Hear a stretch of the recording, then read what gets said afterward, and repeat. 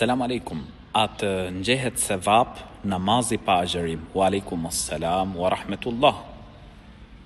Ke kry një shtyllë të islamit, shtyllën më të rëndësishme pas shahadetit.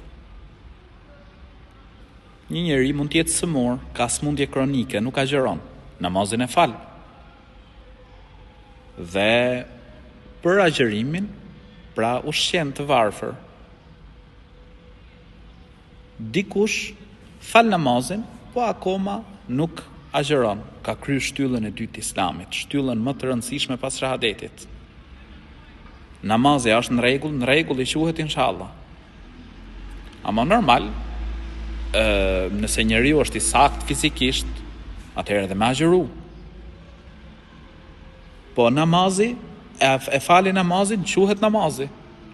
Dhe unë të këshilloj të falesh, dhe nëse ke mundësi, patjetër edhe me agjeru.